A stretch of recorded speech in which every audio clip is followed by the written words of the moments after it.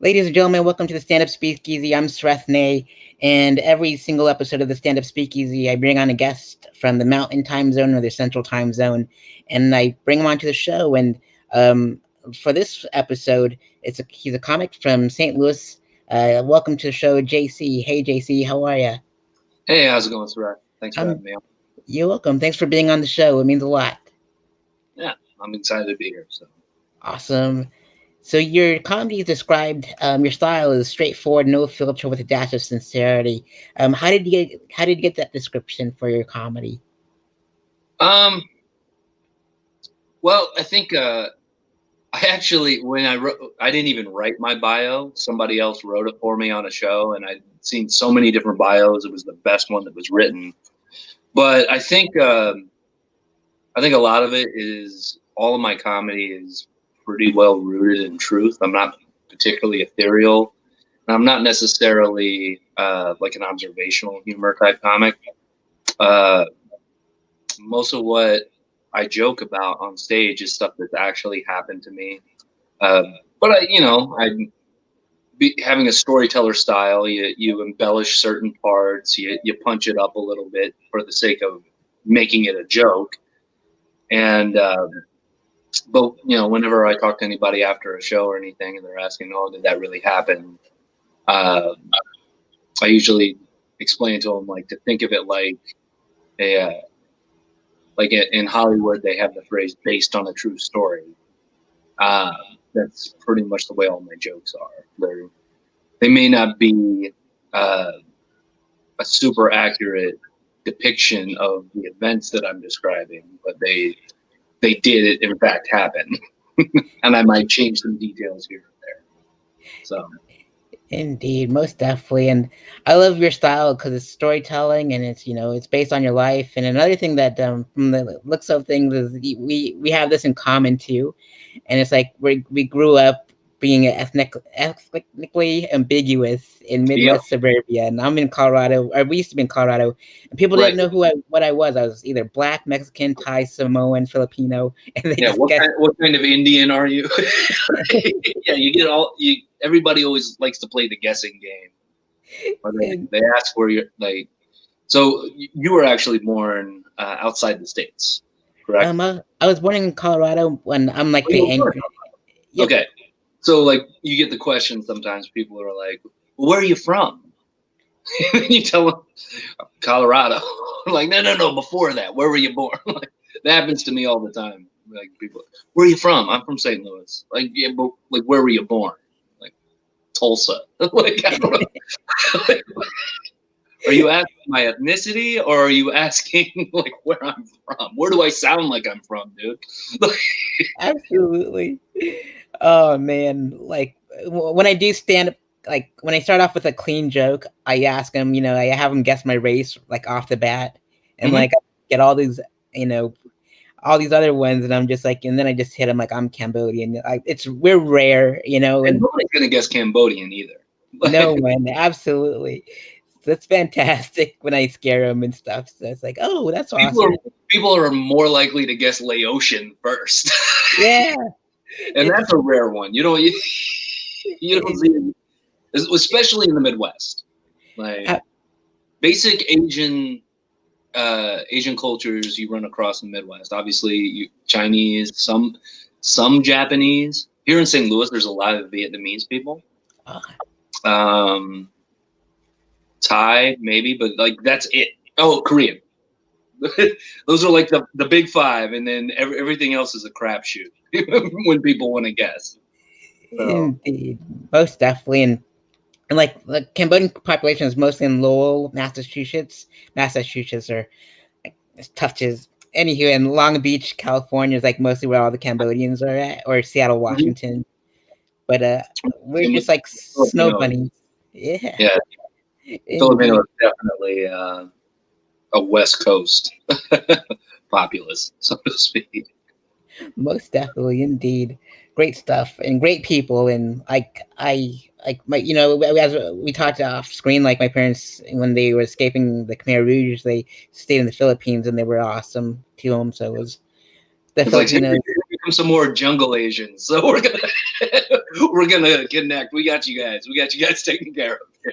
Absolutely, most definitely, Yeah. absolutely. So, you know, come from a diverse background and you stand out. And what makes you stand out, other than, you know, other than what we look like and that we're like the token Asians in our scenes? Like, what makes you Right. stand out more?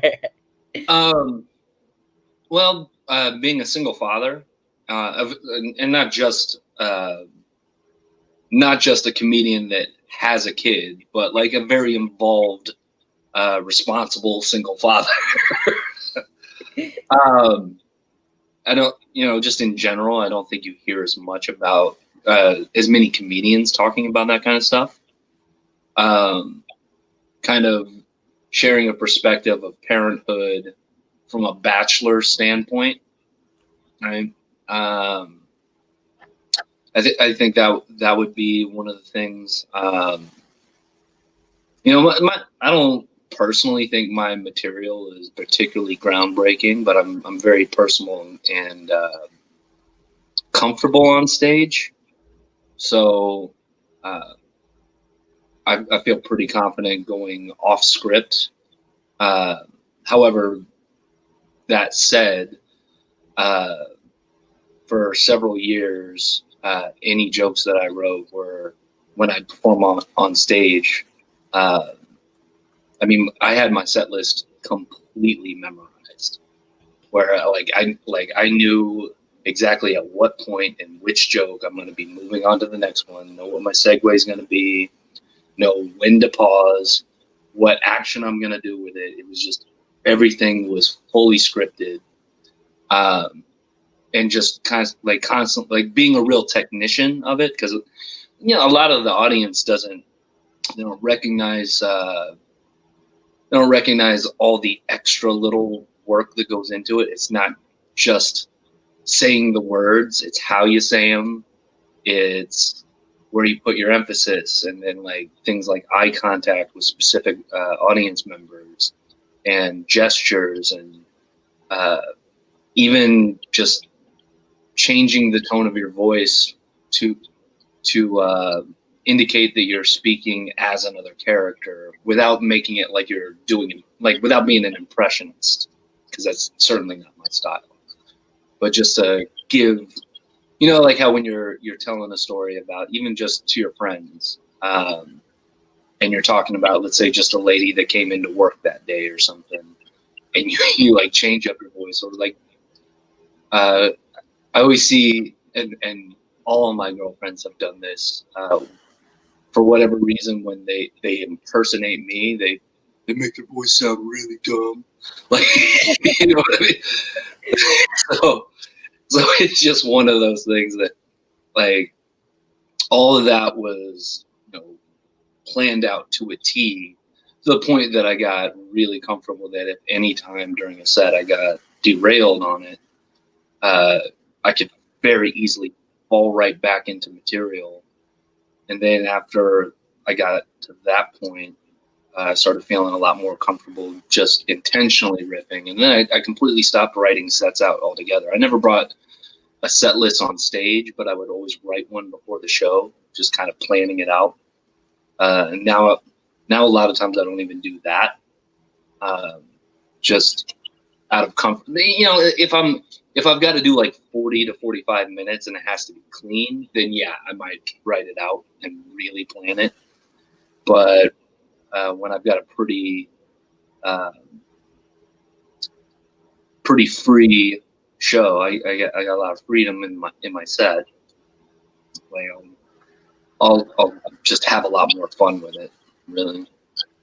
Indeed, that's pretty awesome. Like you and I are a lot alike then. Like, you know, because I know my script. I take them on a journey from when I was 15 to now, and Mm-hmm. like the longer I go, like I can probably do like 25 minutes. I've counted, but man, those 25 minutes take forever sometimes. But it's awesome that you can do 45 or more. That's pretty awesome. Mm-hmm. Yep, I'll get So there eventually in it due took a while. time. It definitely took a while, and it took a lot of performing. And then uh, just my jokes are typically just longer anyway, because I'm a storyteller style comic. And then as you keep adding tags and stuff, it gets longer. And then you trim it down. You start cutting stuff out. But it, like, when you really get efficient and you've cleaned out your set, it's mostly applause breaks and laugh breaks, and 20 minutes takes up, 35, 40 minutes. So Indeed, most that's a deaf. good problem to have. Absolutely, It's a most good definitely. problem to be running out of time on your shows. So Heck yeah. And so JC, if I was hoping to go on tour and ask you these questions in person, and because I've asked these questions with all the comics I've interviewed, and there's like over 600 interviews of comedy interviews on my channel alone. mhm. And so with that being said, JC, what inspired you to perform stand-up comedy? Ooh, okay. So for me, I had wanted to do it since I was like a young child. So like, I think the first conscious memory I have of being aware that I wanted to make people laugh, like actually do it on a stage, was like 7 years old. We had moved to Kansas City because I was born in Oklahoma, but we moved to Kansas City because my grandfather was battling cancer, and we were there to help take care of my grandma and be supportive as a family. And that would have been in 1988, and that was the year that Comedy Central started. Back then, it was called the Comedy Channel for like the first year that it was an actual channel. And so I would watch it a lot because whenever we go over to my grandparents' house, it was just kind of a solemn mood all the time. And my dad was trying to spend as much time with his father as possible.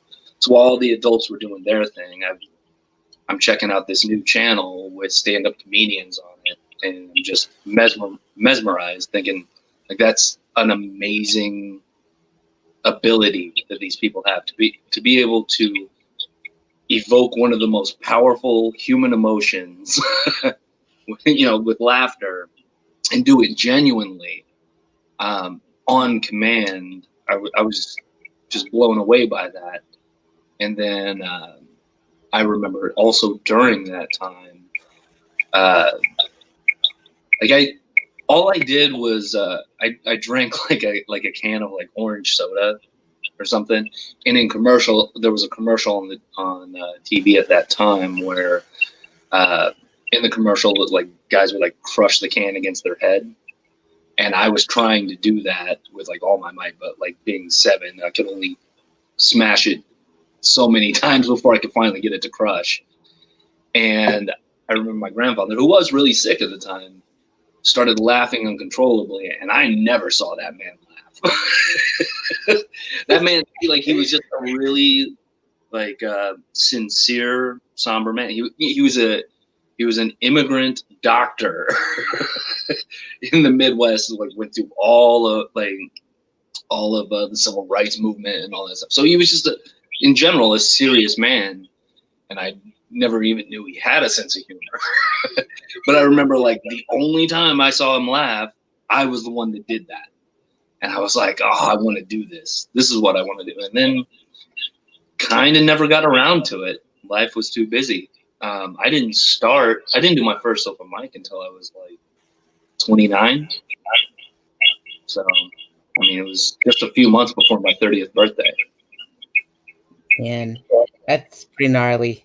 That's the same age I started, was when I was 30, like in that area. And it's Mhm. so cool. We have all this in common. And then we're like, we're Asian comics, and we're, we're close to our grandfather and all that stuff. And it's a pretty gnarly conversation. I dig it. And what was it feeling like when you first performed stand up? Excruciating. I was terrible.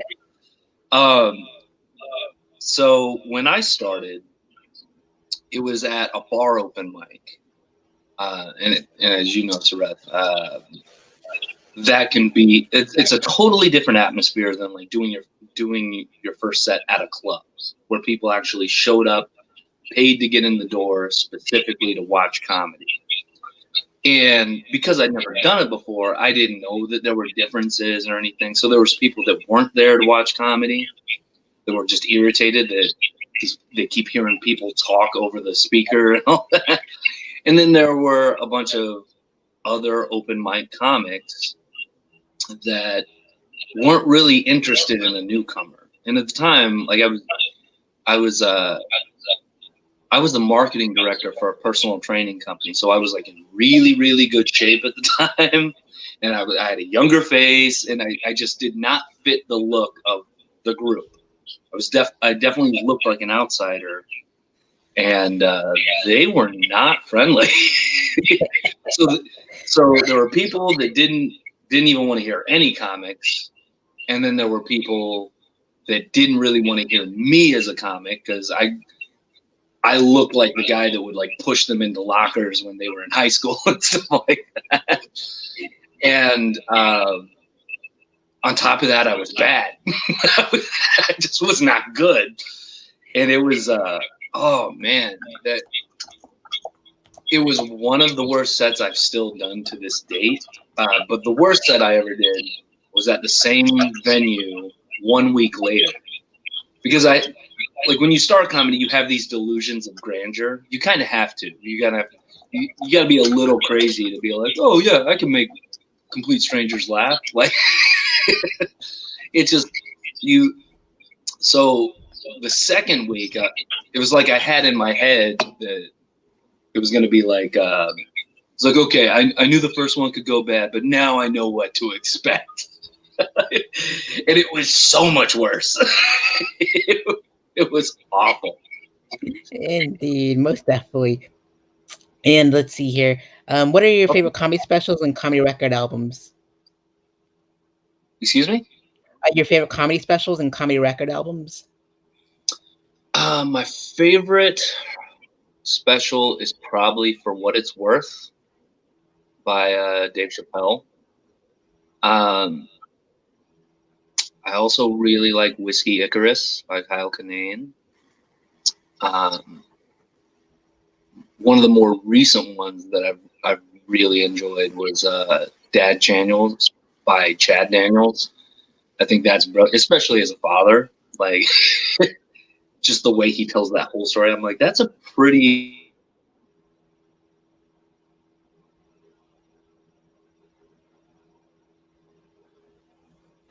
Indeed. I think your mic turned off a little bit. So we'll see if that'll work.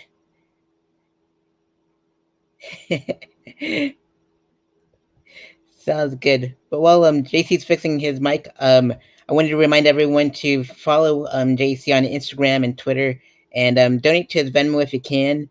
I'm not sure what this comedy scene is like in St. Louis at the moment, but Florida is wide open, so comedians are still doing shows. But I know Chicago's like locked down, so if you can, donate to his Venmo and follow him on Instagram and Twitter. That'd be pretty awesome of you, and all that good stuff. And so it's pretty neat to talk to JC about his comedy journey so far, and we'll see how that one. Like,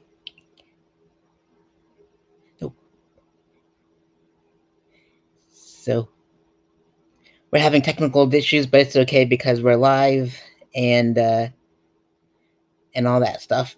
So it's bound to happen, and it's just like Saturday Night Live, but it's the wheels keep on going and going and going. So uh, let's see here.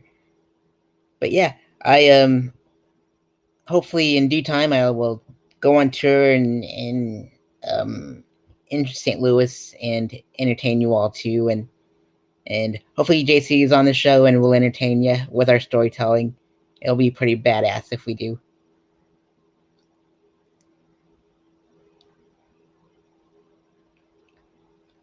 Sounds good. JC's gonna use his phone and to log in, and I'll add him to the group. All Hey right. JC, Can you hear awesome. me? Yep, Cool. I'm glad So, we had a plan B. So, Was so we able to get. were indeed. So we were at comedy specials and comedy record albums, and then it cut off after Kid Icarus from Kyle Kinane and Oh yeah, Whiskey Icarus. Yeah, Whiskey I think that. Icarus. Yep. Um, yeah. So I guess right now my personal top three, even though there's a lot of great specials out there, was For What It's Worth, Whiskey Icarus by Kyle Kinane, and Dad Channels by Chad Daniels. Which uh, I I really like Chad Daniels in general, but I love the fact that it's such a personal album that he put together. Or it's also a special, but I mean, you know this. It's hard to put together an hour, um, and then to be able to make your whole hour basically about one topic. That's it's just brilliant. So I really do uh, like that one as far as one of the newer ones that I've really grown to like. So, Indeed. I can't believe it called it Kid Icarus. I'm like used to playing Kid Icarus on the NES, so it's like, oh oh, yeah, okay. I used to play that. Indeed, most definitely. And let's see here in JC. Some of those guys are on TV and film, so I want to know what your favorite sitcom, sketch shows, and comedy films are. Ooh, sitcoms. Let's see. Well, sketch for a while, and now it's probably some of their sketches are probably a little cringe now, but at the time I really liked Whitest Kid You Know. Um, Although, like I said, some of the stuff now it's a little dated. Um, I mean, I was a big Seinfeld fan.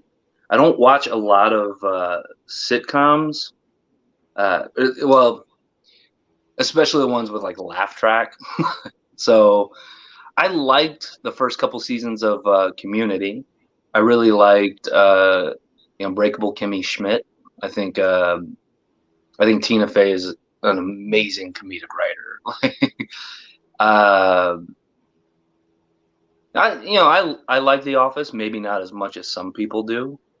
Um, if I'm in the mood for it, Friends, but like I said, I'm not like particularly big personally on, especially since I started stand up. I'm not as big on sitcoms. It's just it's harder to make me laugh now. Um, so when I see it and it's something that I don't really find like that funny, um, then it's almost like irritating. You know what I mean? Uh, Indeed. I like the kind like when it comes to comedy and like movies and shows and stuff. I like it where it's not primarily a comedy. Um, like the show Lucifer. I think that there's some really funny parts to it, but it's not being a comedy isn't its main goal. You know what I mean? It's sort of more like, well, I really like comic books, so it's based off a comic book, or like stuff from the MCU. I like that kind of humor, even though it does get sort of formulaic sometimes. Um, I do appreciate that the humor is mixed in a little more organically, um, than like what you would see in like a sitcom, where it's just trying to be absurd. You know what I mean? So Indeed. I agree with you. It's like it takes a lot to make me laugh now that I did venture off into stand up. It's like if I'm with someone and I'm watching a comedy flick and their laugh is contagious, then I'll laugh too. It seems like. yeah, Yep. And yeah, so yeah, I get you there. indeed, if you can go on tour with any comedian, locally and internationally known, which comedians would you like to go on tour with? Um, let's see. I don't know locally. Uh, there's some comedians here that are local that I have an amazing respect for. Like Greg Warren is based out of here. based out of St. Louis. Uh, but I don't necessarily know that our styles cater to each other particularly well.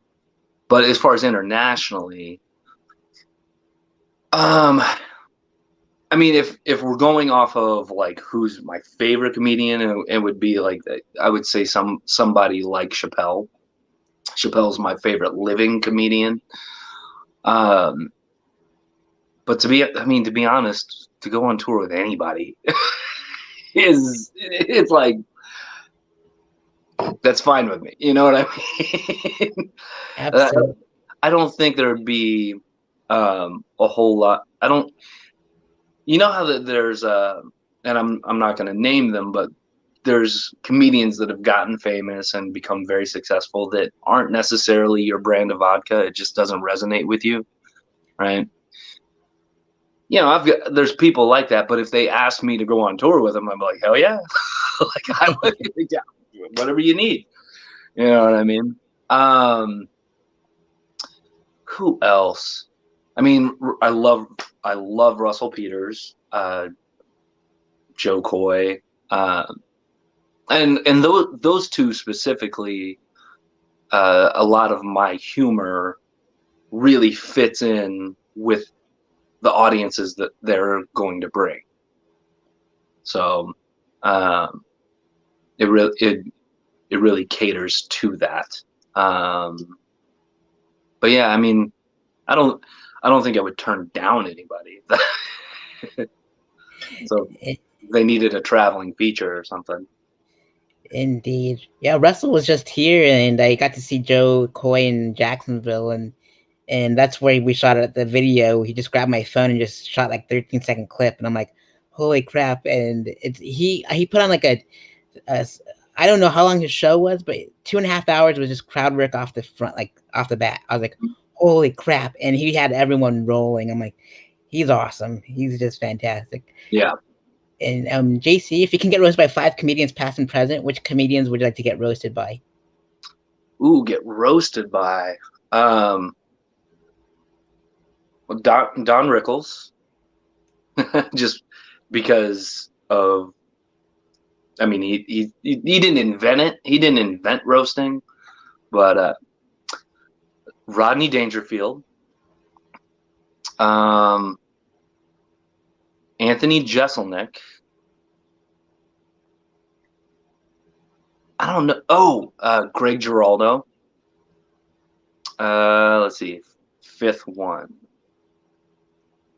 Um, I I guess Pryor, but like Pryor wasn't real big on roasting people. I mean, he did some roasts and stuff, but yeah, I'll go with Pryor because his roast of Paul Mooney is pretty awesome. I agree, most definitely. And where do you see your comedy career in the next 5 years? Um, let's see, 5 years from now, hopefully by that point, um, I'm traveling a lot more and doing headlining gigs at that point. Because right now I'm a feature comedian, uh, but I mean, there's really no time like for that. There's really no timeline. I mean, I'm still taking care of my son and stuff like that. So I think uh, I think especially earlier on in comics careers, they're really impatient, um, and they're like, "Oh, I want to be," and you know, myself included, I was guilty of this, but like, I want to be featuring by this date or whatever. Really, for me, I just want to be at a point where like comedy's the only thing I have to do to generate my income. So, uh, so yeah, I think 5 years is reasonable, but if it doesn't happen in 5 years, then um, it'll happen when it happens. You know what I mean? Indeed, most definitely. There's a quote that I live by that I found in a David Geffen book, his bio, and he's like, Mhm. "There's your plan, and there's God's plan, and your plan doesn't matter." And I'm like, okay, and I totally see that. You know, it's like everything will happen eventually. Just trust the process, if you will. Yeah. And Let's see here. And which other forms of comedy would you like to venture off into, like improv, sketch, comedy writing, acting, directing, etc.? Um, I've done some sketch stuff like live sketch and then a couple of video sketch, but the like when it comes to sketch, I don't necessarily want to be one of the writers on it. I just want to, if somebody else gives me the character, like has a character for me to do, I enjoy bringing the character to life on it. And then I might have some input on how to make at least my part funnier. Um, because when I'm not always, and I think this is true for a lot of stand-ups. What I think a lot of the reason why stand-ups usually aren't as good at improv is we're not good team players. Like we're used to be, we're solo artists, you know what I mean? And we're just used to that. But when it's something that I'm not like responsible for the writing behind it, I do really enjoy doing it. I still like the performance part of it. But let's like if I was writing out a sketch and I had to have other people act out the different parts I wrote, they're probably not going to do it exactly the way I want it done. You know what I mean? Like I tend to get kind of like when I'm telling my own jokes on stage, I'm a little bit of a control freak, but that's okay because I'm the one that's doing it. But when other people is like, no, you got to pause more here, or like you got to look angrier at this part, or like you got to get loud on the, like that's like trying to get someone else to do it the way it works in your mind is frustrating as hell to me. So I appreciate the craft. I enjoy seeing sketch. I enjoy seeing improv. Um, but it's also just something that I don't actively pursue because I just don't have that itch to scratch. You know what I mean? So it's more like somebody's putting on a sketch show and uh, they reach out to me to play a role in it, and I'm totally good with that. Indeed, most definitely. And what is your favorite joke a comic has ever written? My favorite joke of all time, uh, I've, I can give you three, and I can rank them. The first is when Richard Pryor talks about his heart attack.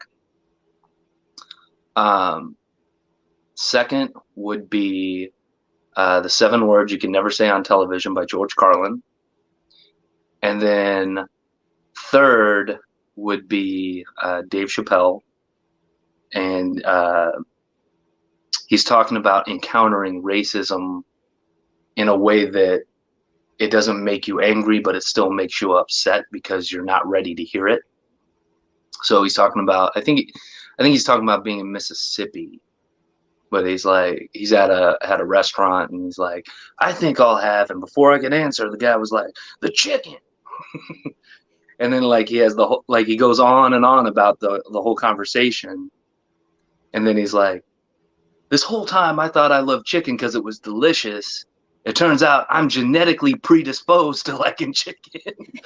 And I love how he's turning that corner. Like even though he's making it sound like he's ignorant to actually believe that's the satire of it. And I think that's brilliant. I think it's a brilliant way to go about uh, telling jokes about some of the material he likes to venture into. Most definitely, indeed. And what experience would you like your audience to take with them after a set is over? Um, I My favorite part about when I get off stage and then after a show when people come talk to me after the show is they feel like they got to know who I am a little bit. Right? It wasn't like I was there. There's some comedians that you just don't really know that much about them when they're done. Right? Like even if it's somebody that was like, yeah, I probably wouldn't like that guy just hanging out with them, even if it was that. At least they know who you are. You know what I mean? There's that level of um, being personal, like that you're sharing some of who you are on stage without giving it all away, because we are different people off stage.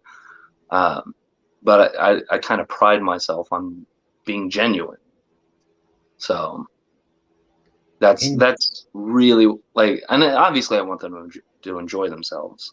And occasionally there's people that you're just not their jam. You know what I mean?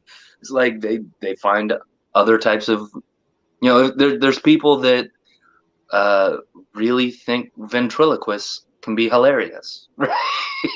And they might not like me for whatever reason. You know what I mean? So it's yeah, I want them to feel like they got a show and then like actually got to know a little bit about the person that was up on the mic.